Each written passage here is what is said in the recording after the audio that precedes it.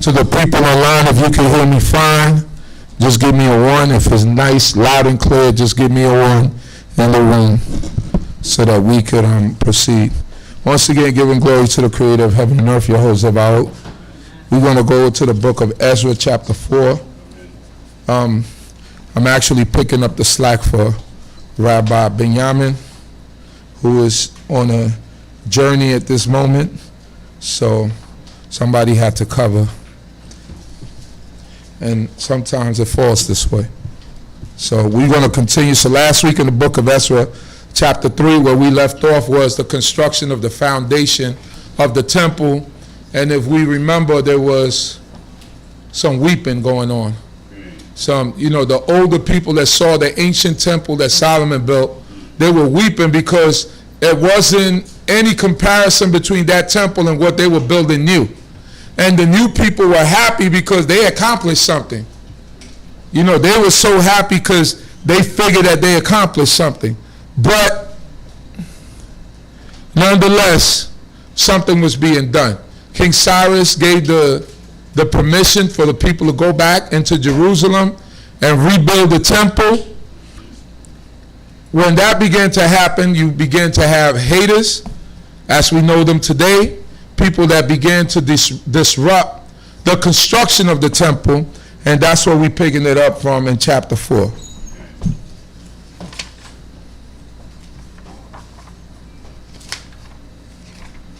The book of Ezra, chapter 4. Ezra chapter 4, verse 1. Hallelujah. Hallelujah.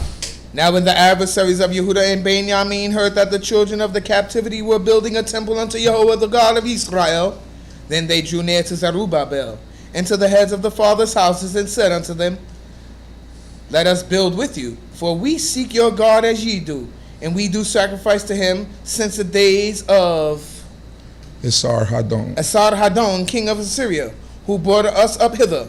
Go ahead. But Zerubbabel and Yeshua and the rest of the heads of the fathers' houses of Israel said unto them, You have nothing to do with us to build a house unto our God, but we ourselves together will build it unto Jehovah, the God of Israel, as King Cyrus, the king of Persia, has commanded us. So, in the rebuilding of the temple, they began to have adversaries. Now, think about it this way. We were displaced from Jerusalem. We spent 70 years in another country. While we spent 70 years in another country, which is Babylon, new people moved into our territory. That was there for 70 years. So naturally what happens? You begin to feel like you're the owner of the land. So now, although King Cyrus sends people back, remember what I told you last week, some people came back, some people didn't, but they come back and they coming back almost to a strange land. That's like me, born in Panama, left when I was 10 years old. When I go back to Panama, it's like I'm a foreigner. I speak Spanish. But what happened? I'm in a store. They said, where you from? I said, I'm from Panama. They go, you might be born in Panama, but you're not from Panama. That's what they say. Rhonda might sound from Sri Lanka.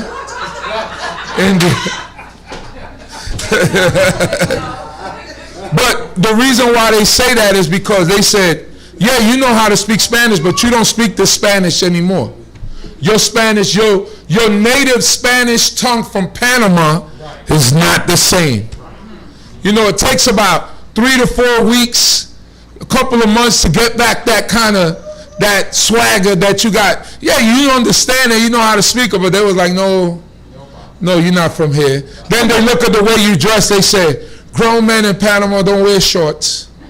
They only wear shorts to play sports and to do stuff like that. But to walk down the street every day, grown men in Panama don't wear shorts. There's certain rules. They know you're not from that land anymore. So although I'm from there, I was born there, the Venezuelan come and tell me, no, you're not really from here. The Colombian tell me, because they're all in Panama. So this is what's happening here. People come back, you may have been left here when you was 10 years old.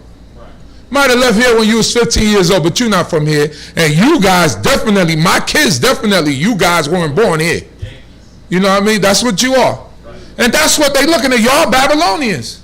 Y'all, them boys right there is Babylonian. You look like you might be a little bit of Jerusalem, but them boys right there behind you, they Babylonian.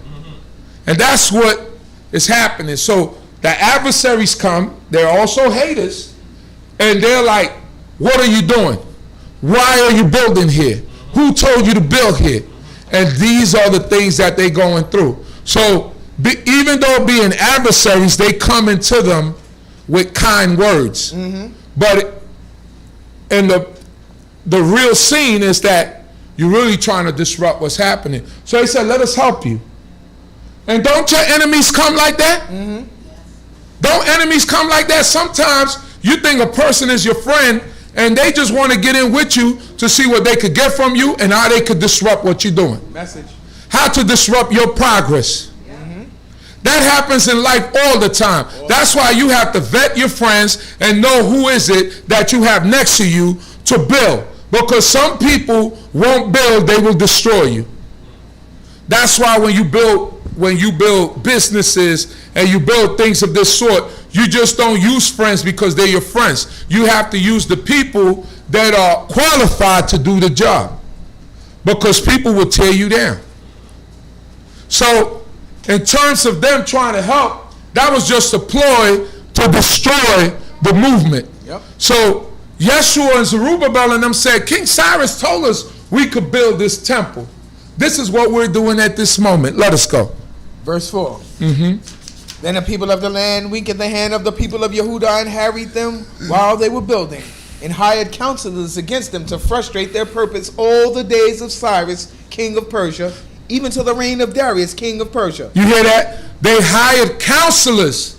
What's a counselor today? A lawyer. A lawyer.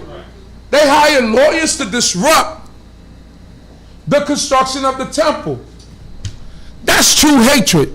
You trying to get back to do something righteous in your land, in your place, and the adversary is there always with his hand in it. That's why they said, when you think about adversary, don't think about a man in red with pitchfork and a tail and horns. That's not an adversary. Adversary could look just like you. Could be your friend. Could be your buddy. Your adversary. Could be yourself. You're an adversary to yourself. Doctor tell you, stop smoking these cigarettes. Stop smoking these cigarettes because I'm beginning to see spots in your lungs. Stop smoking them. Just can't stop smoking the cigarettes. Just can't stop smoking the cigarettes.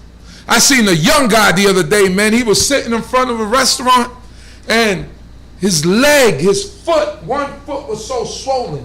And he couldn't even walk around with sock and a regular shoe. He needed one of those, you know how they give you the shoe like when you sprain your ankle? He had to walk around with that on one side of his feet because his foot is swollen, probably got sugar. Probably something going on there with circulation. But sometimes we could be an adversary to our own selves. How you smoking cigarettes and you smoke it around your children, you smoke it amongst people, and then you're not even concerned that this might take you up out of here.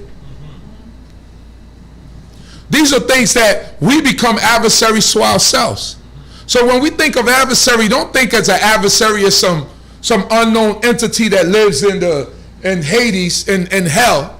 The adversary is the people right next to you. So these people that were foreigners to our land but were living there became our adversaries. Naturally, they don't want us to build again and to prosper again. Why? Because if we prosper again, then that means they have to do what? Get out of the way. They don't want that. So therefore, they became an adversary to us to stop us from constructing because they understood that we were the rightful owners of that land.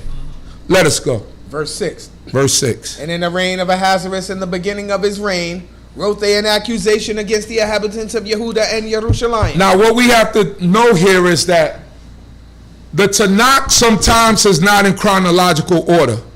Right now, it just flipped.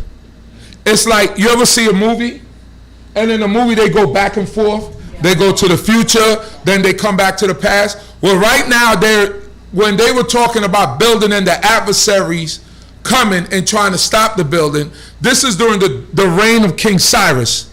King Cyrus reigned, he died in like 530 BCE. So this is the construction of the temple, or the foundation of the temple was like 538 BCE. So King Cyrus had about 8 more years on the earth. During all that time that they was trying to construct, they didn't get it off the ground because of the adversaries that came amongst them. Now, when we get to verse 6, it's going to jump all the way forward to the time of Nehemiah.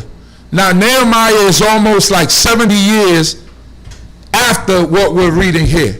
So the story is going forward, and it's going forward because it's giving you a history of what happened when the city of Jerusalem began to be built. This is just the temple that they're building. This is not the walls of Jerusalem and the city. Nehemiah went through his own ordeal in building the city with the men that he had there at that time. So now the story from verse 6, I believe, all the way to verse 24 is going and is looking at the future, almost 70 years to 80 years after what was happening there, and then it's going to bring us back to this period. So y'all understand me? Let us go. Verse 7. And in the days of Artaxerxes wrote Bishlam, Mithridates, and Tab-il. Let me give you a little history.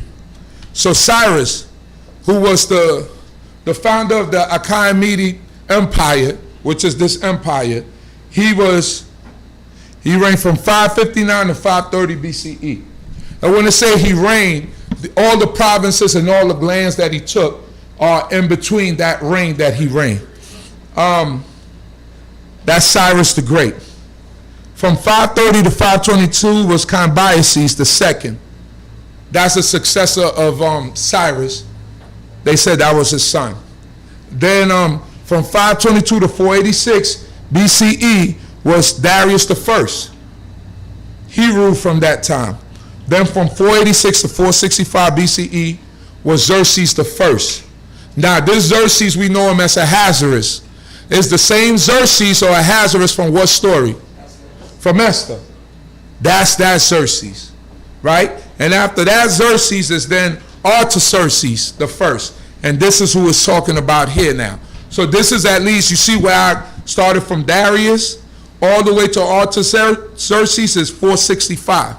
465 BCE to 424 BCE he reigned. So in between that period of time, this is happening. This, what we're speaking about now, right now, is happening. Let us go. And in the days of Artaxerxes wrote Bishlam and Mithridates and Tab-il and the rest of his companions unto Artaxerxes the king of Persia, and writings of letter was written in the Aramaic character and set forth in the Aramaic tongue.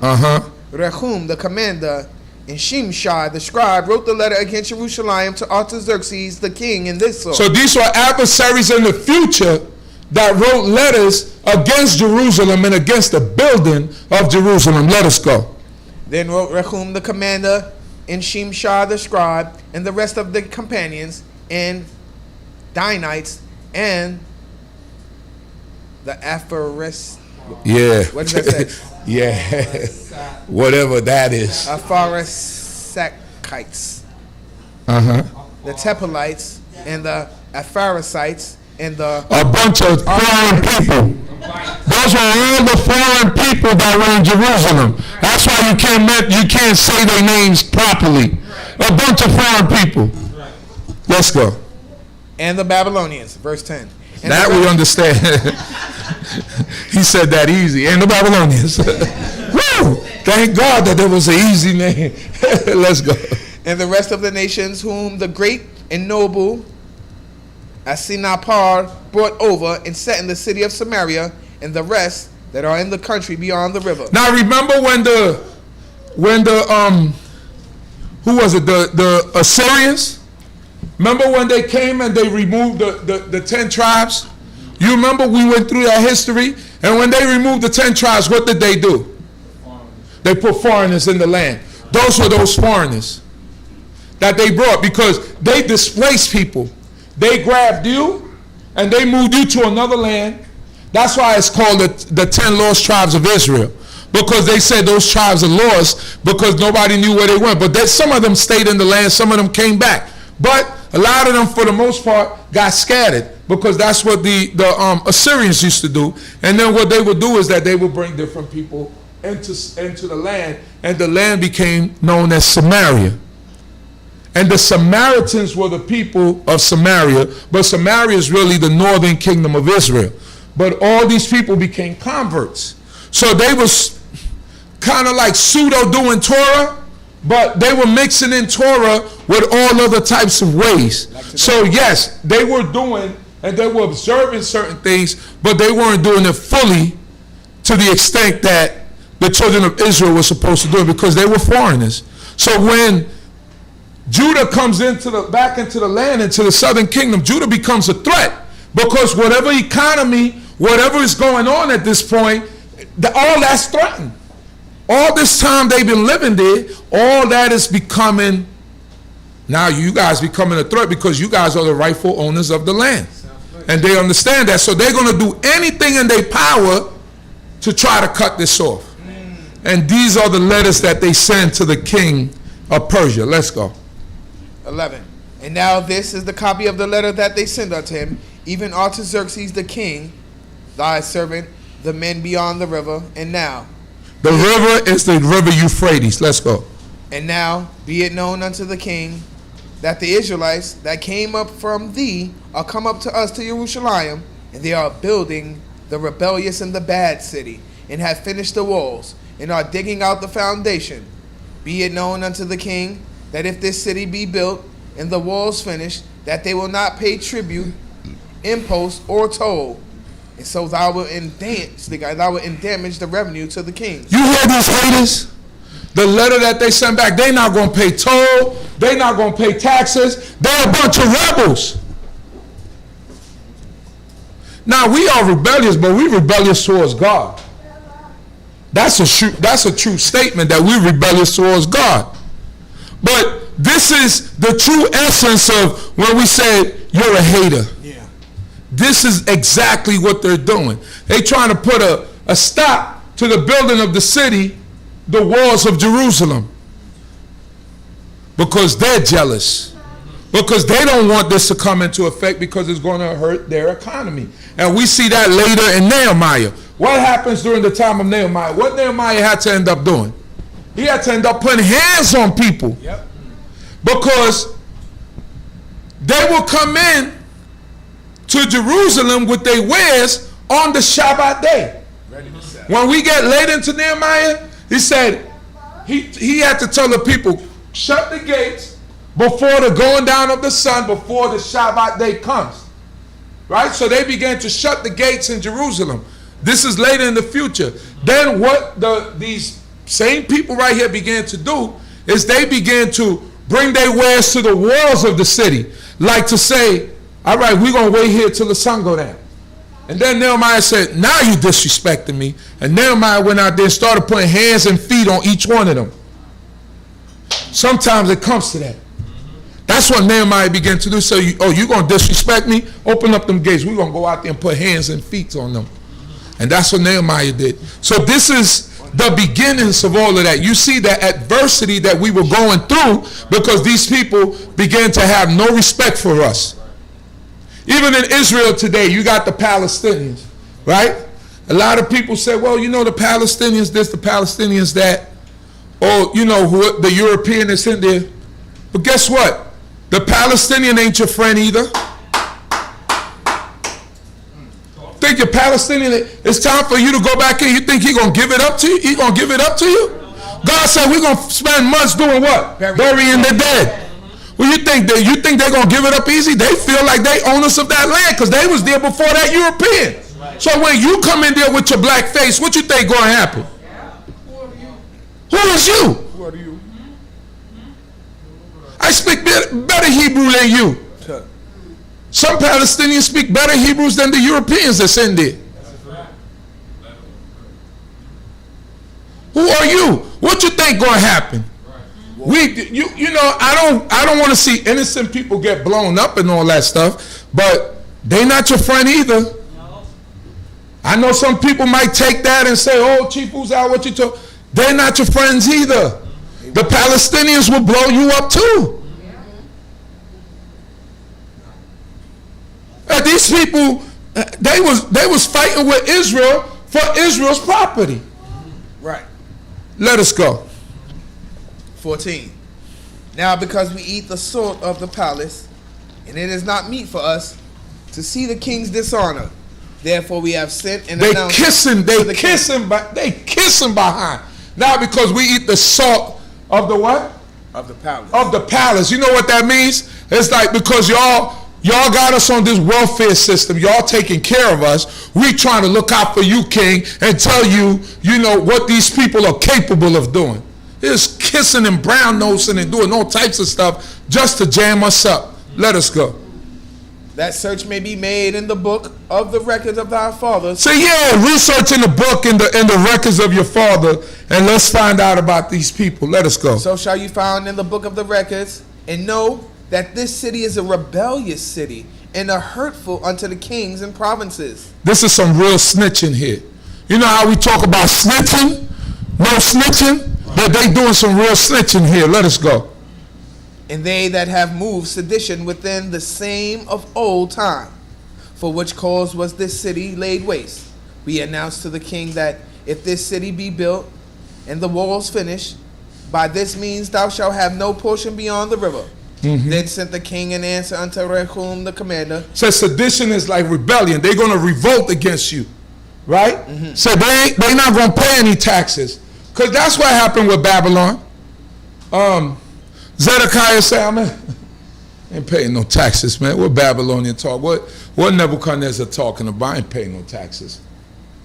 Nebuchadnezzar said, "Okay, you ain't gonna pay no taxes, all right." So what they're telling the King Artaxerxes is, look in the records, it's there. Look in the Babylonian records, because remember, once they conquered Babylon, they took over their libraries, they took over all their records, they become the empire now, so they run everything. The Media, that's why they're called the Medio-Persian Empire. They took over Media, they took over Babylon, and they took over everything that was under Media and Babylon. They are the rulers of all of this territory. So he said, just do your research, and you're going to see that they're rebellious, and they don't listen to nothing that the king has to say. Let us go. Then sent the king an answer unto Rehum the commander, and to Shimshai the scribe, and to the rest of their companions that dwelt by Samaria, and unto the rest beyond the river. Peace. And now, the letter which he sent have been plainly read before. So now this is Artaxerxes sending a letter back to the haters that sent the letter complaining about us and the building of Jerusalem in the city. Let's go. And I decreed, and search have been made, and it is found that this city of old time hath made insurrection against kings. Made insurrection against kings. And that rebellion and sedition have been made therein. There have been mighty kings also over Jerusalem, who have ruled over all the country beyond the river, and tribute, impost, and toll was paid unto them. So those mighty kings are Melech David and Melech Shalom, because Melech David and Melech Shalom formed the dynasty. That was the empire of Israel. I mean, it was short-lived, but that was an empire. They made people pay taxes. The Amalekites, people had to pay taxes. Right. Everywhere. Whoever was surrounding, they had to pay taxes, because David was a warrior. David had an army. He had Hittites and all types of Canaanites in his army, so he taxed people. David, don't look at David like, that's why God said, you can't build a temple for me because you got too much blood on your hands. Straight killer. Because David was a rumbler. David, when who was it? The husband of Abigail. What was his name? Huh? Nabal said, David said, look, go to Nabal and tell him that we out here, that we've been protecting his herdsmen, his flocks. Tell him that me and my men are hungry, to just send us some bread, some water, some wine, just to keep us alive out here. Nabal said, who is it? Who is this son of a servant to tell me to send him all this stuff? David said, he told all his men, he said, strap up. He said, get your sword, strap up. He said, kill everything that piss on the wall. I mean, kill all the males. He said, we're going to kill everything that piss on the wall. Abigail had to come. When she heard what David said, because David was on his way, he said that, kill everything that piss on the wall. He said, you know what? Pack up some donkeys, put some stuff on some cart, and let's meet them halfway. She had to say, she said, to pay no attention to that churlish man. He's a fool. And she eased David's spirit. When Nabal heard what she done, say he had a heart attack and died. He had hate in his heart for David. And David was protecting his men, and he knew that. Ingrate. So David used to do raids on cities. David, when he fainted like he was mad with the Philistines, some of the captains said, don't trust him. Yep. Because he's not going to go to war against his own people. And he was right. And they protested against David going out to war with them. They was like, nah, all right, we know how bad of a warrior you are, but you're going to stay back. We're not taking it because you're not going to fight against your people. You're going to turn around and begin to kill us. Say, you're not going to fight against your people. And they were right. But David had to do all types of strategies, feign like he was crazy, with spit on his bed, walk around like but this survival tactics. So David did what he had to do to survive. If he had to kill, he killed. That's right. Just to stay alive. That's right. So God said, sorry, my boy. They said, your intentions are good. I know what you got in your heart. So believe it for your son. Let your son build it. So David is the head of the dynasty of Israel, right? And then Solomon follows. But how Solomon messed that up? One minute, what he began to do? He multiplied and began to build what? Houses of worship to foreign women for foreign gods. So there God told him, so we're going to split that kingdom. Said, not in your time, but I'm going to split it because you didn't have no respect for me. They said he came back to his senses at the end, but the damage was already done. So boom, God had to divide that kingdom. And that's what got us basically to where we're at right now in the history. The separation, the building, and then who was it? Was it Jeroboam who built the calf? Was it Jeroboam? And he built a calf or altar for the people not to go down to Jerusalem. So you begin to see the strife and the war. Then we begin to war with each other, brother against brother. We went through all this history. All that led us to where we're at right now in history. So we have to be very careful that we don't repeat history. We have to be careful that we do not repeat history, because the strife and the confusion and the fighting amongst each other leads to bloodshed. Because brother is not scared against his own brother. You fight the hardest. That's why fights between brothers is some of the hardest to break up, because they not scared of each other. They gonna go all the way.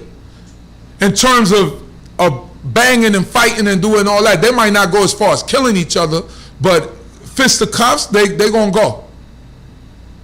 Let us go. 21. Make ye now a decree to cause these men to cease, and that the city be not built until a decree shall be made by me. That's what the king said. He said, make them, he said, what they call that cease and desist.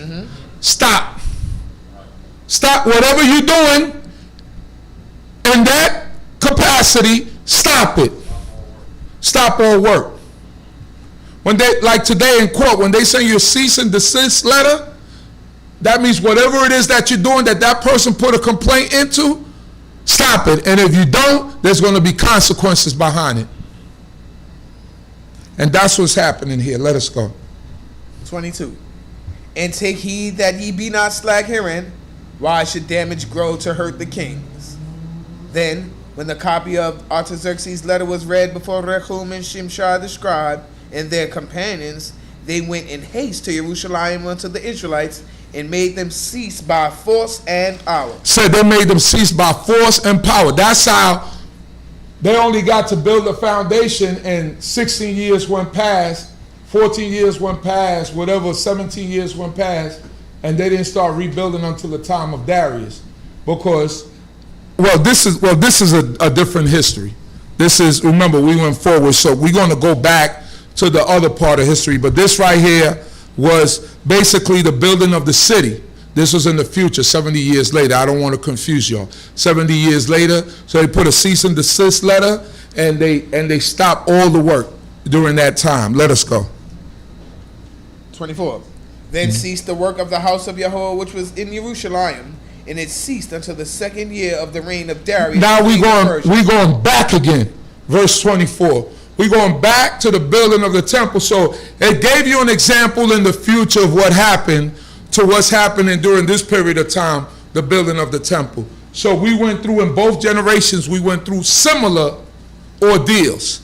Right now it says, then cease the work of the house of God which is in Jerusalem. This during the times of Zerubbabel and all them. And it ceased unto the 2nd year of the reign of Darius, king of Persia. So Darius, king of Persia, came into power at 522 BCE. So it ceased until the 2nd year of King Darius. So the 2nd year will be what, 520 BCE? Because remember, during that time, the times start from high and come down low. So 520 BCE, that began to happen again, the construction of the temple. And it's going to explain what happened, is going to give an example of what happened and why the temple began to be built again, because of some things transpiring. Let us go. Chapter 5. Uh-huh. Now the prophets Haggai and the prophet Zechariah, the sons of Iddo, prophesied unto the Israelites that were in Yehuda and Jerusalem, in the name of Yahweh, Elohei Yisrael, prophesied they unto them. So remember, the prophet Haggai, what did he tell them? Let's go to the book of Haggai, chapter 1. Let's go to the prophets real quick, and let's go to the book. This is Haggai, is one of the minor prophets, who they call the minor prophets, but it wasn't nothing minor about him. And we're going to see what Haggai was telling the people during that time, or what he told them. Now, it's going to be in between. You know, Haggai is a very short chapter, book, I mean, so might have to look into your, you found the Lyle? I'm still trying to find it. All right, got you. Torah, Haggai, the first chapter. Now listen, remember what Haggai told them. When we read it, you're going to remember. Let's go. This is what Haggai is telling them now in Ezra, what we read in the book of Haggai, what it says. In the 2nd year of King Darius. Didn't we just say in the 2nd year of King Darius? So you see how our book line up with each other? Let's go. In the 2nd year of King Darius, in the 6th month, on the 1st day of the month, the word of Yahweh came to Haggai the prophet, to Zerubbabel the son of Shealtiel, governor of Yehuda, and unto Joshua. Now in Ezra they call him Yeshua, but it's the same. The meanings are the same. Let's go. Yehoshua, the son of Jehozadak, the high priest, saying, so said Yahweh of hosts, saying, this people has said, the time is not come, the time for the house of Yahweh to be built. So the people were saying, it's not time to build the house of Yahweh. You know how sometimes we put things off? It's not time to do that. In God's time it will happen. It's not time, it's not time. That's what the people were saying. Let's go.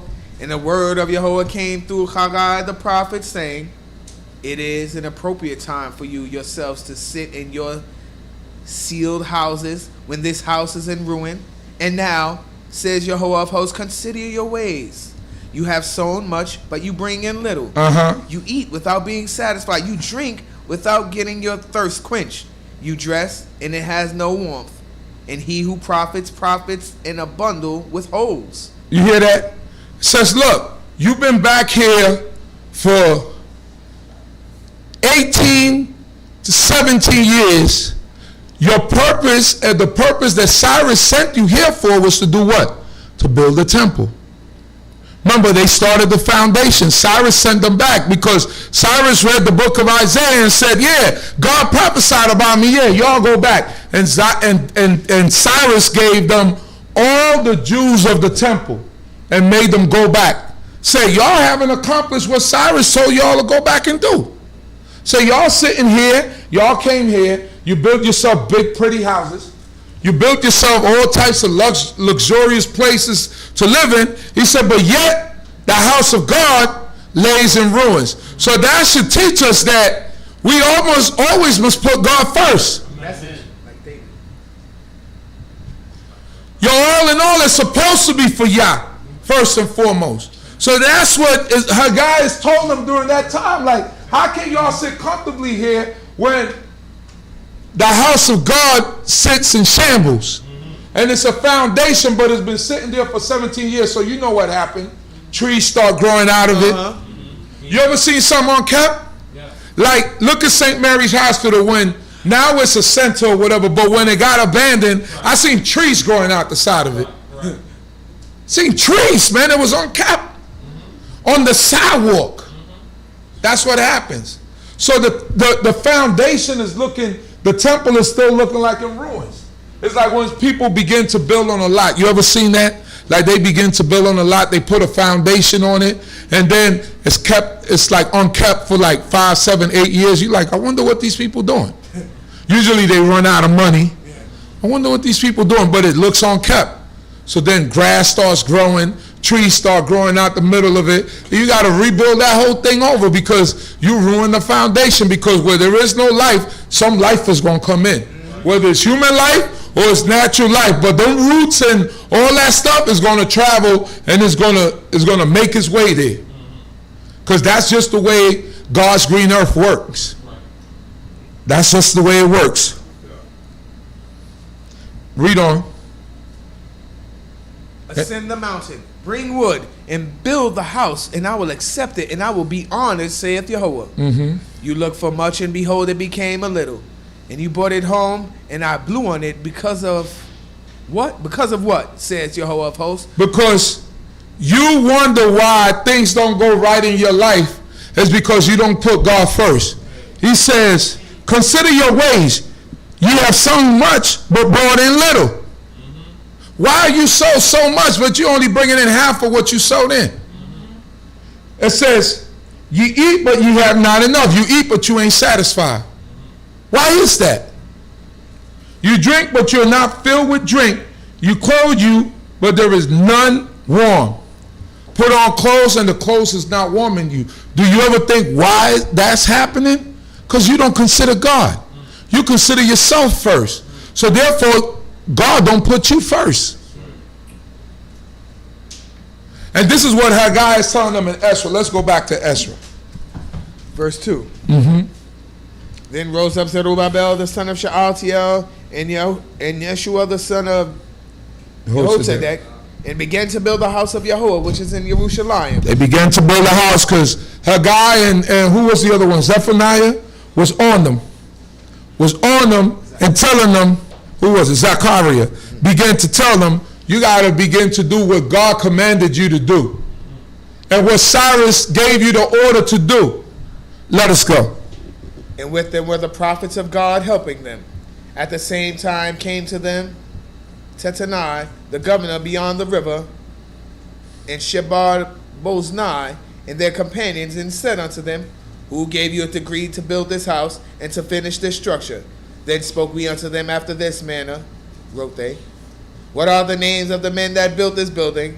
But the eyes of their God was upon the elders of the Israelites, and they did not make them to cease till the matter should come to Darius, and then answer should be returned by a letter concerning it. So now, here come you know how you got building inspectors?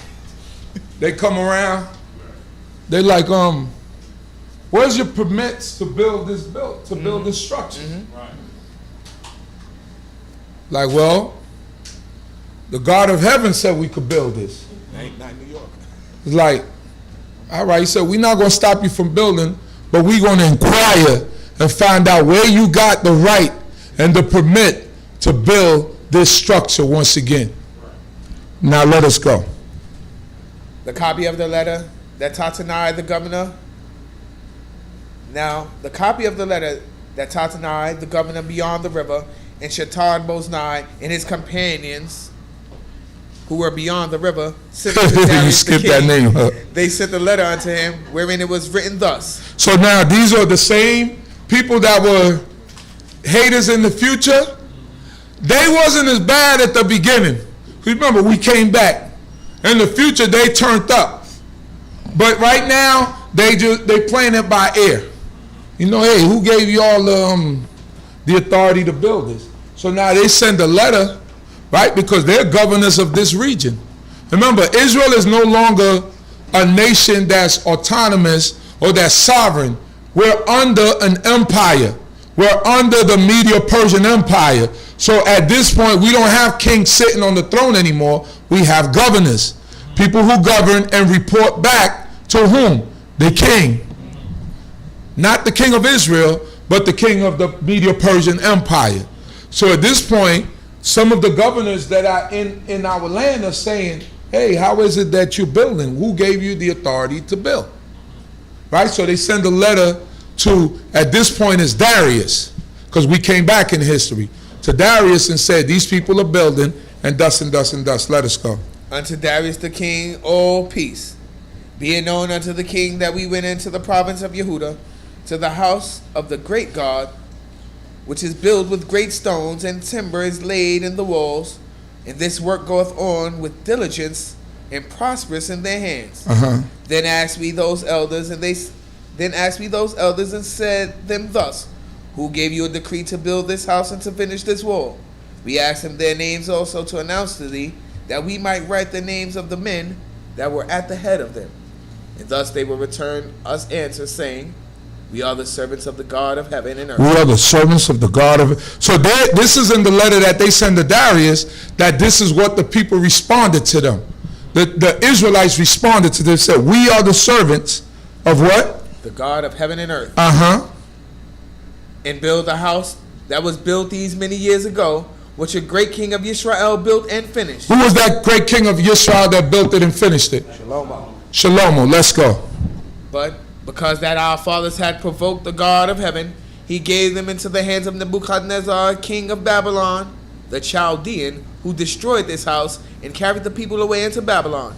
But in the first year of Cyrus, king of Babylon, Cyrus the king made a decree to build this house of God. In the first year of Cyrus, king of Babylon, what that meant was because we were in Babylon, Cyrus became king in Babylon. Remember, he conquered Babylon 539 BCE. So that was their first year of King Babylon because they were in Babylon.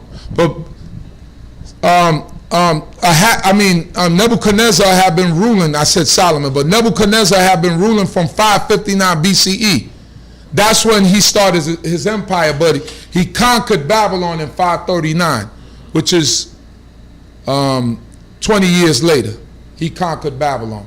At that point, he was already like 68, 69 years old.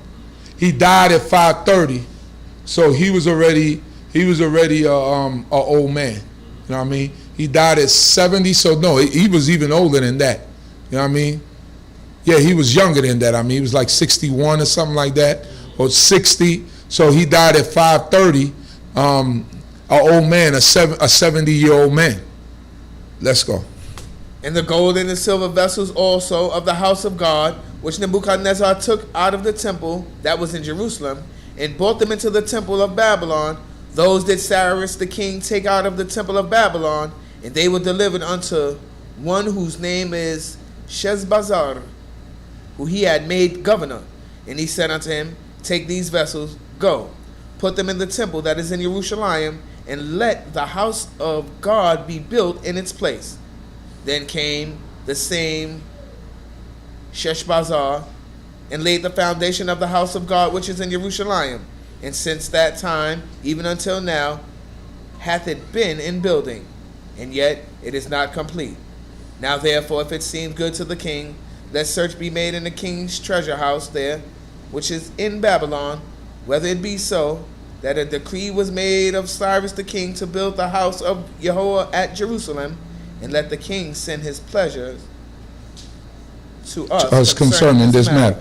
So basically what they're saying is like, look, we want you to research to see if this is really true. That Cyrus said to build this house. Said, we want you to research that and see if it's really true, because these people are building and they moving pretty fast. And we want to know remember, they got motivated again because her God told them, y'all better get up off y'all behinds and begin to build this house. They didn't go back to the king and say, we want to start back building. They just started building again. Message. And then what happened was that the adversaries and the haters sent letters to the king and said, these people just building. And they said that their God and Cyrus said it was okay for them to build. So we want you to do research to find out if this is really true. Let us go. Then Darius the king made a decree. Chapter 6. Let's go. And search was made in the house of the archives where the treasures were laid up in Babylon. And there was found at Amethah in the palace that in the province of Media a roll, and there was written thus, a record. In the first year of Cyrus the king made a decree concerning the house of Yahweh at Jerusalem. Let the house be built, the place where they offer sacrifices, and let the foundation thereof be strongly laid.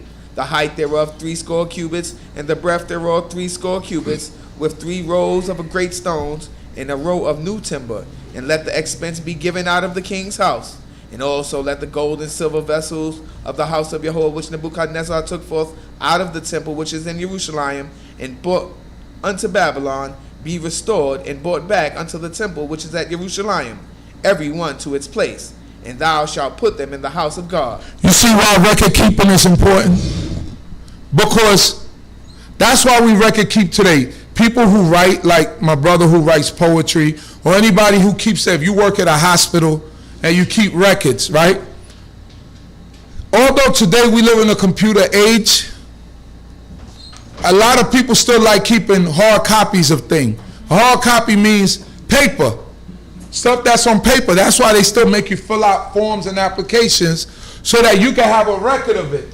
Because without this record, Darius could have never seen that King Cyrus left a decree to say to build the temple.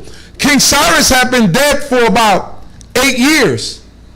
He was dead already, but they found a record of him leaving this decree for that temple to be built.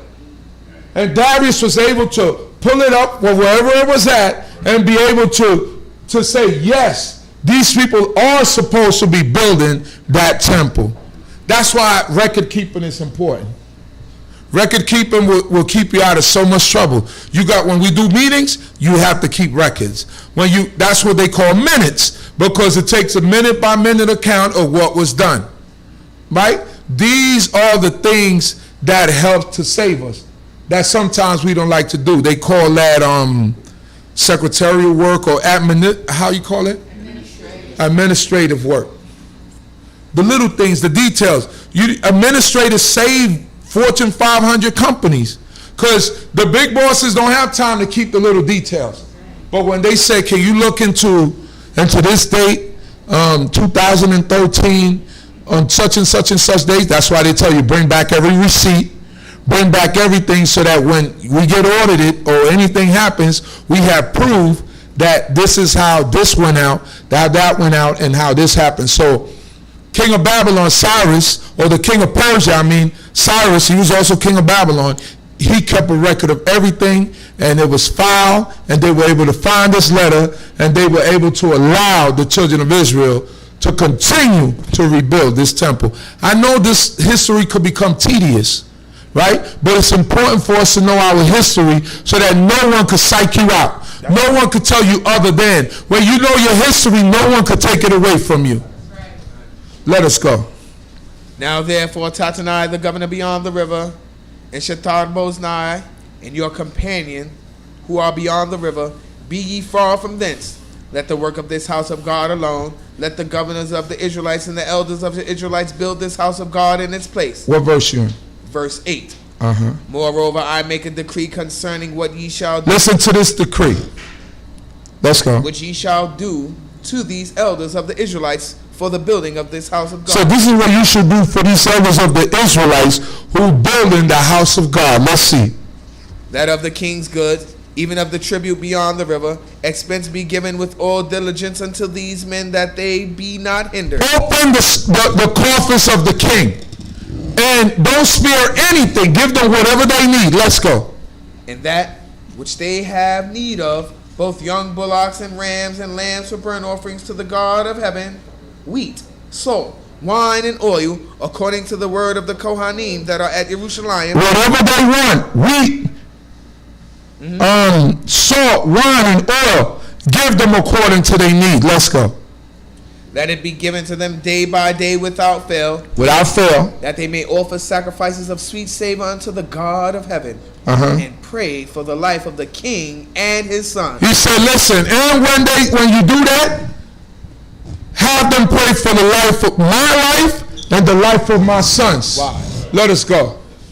Also, I have made a decree that whosoever shall alter this word, let a beam be pulled out from his house, and let him be lifted up and fastened thereon. And let his house be made a dunghill for this. You hear that?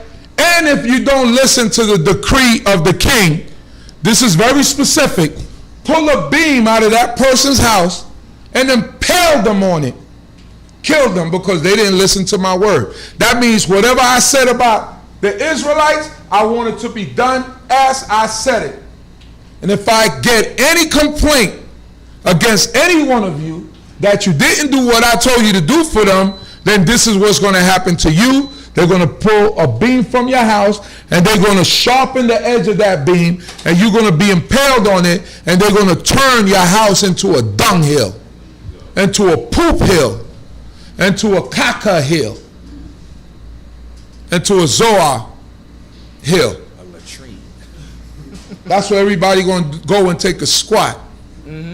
Your house that got burnt, that got broken down because you didn't listen to the king. Let's go. And may the God that have caused his name to dwell there overthrow all kings and prophets that shall put forth their hands to alter the same, to destroy the house of God which is in Jerusalem.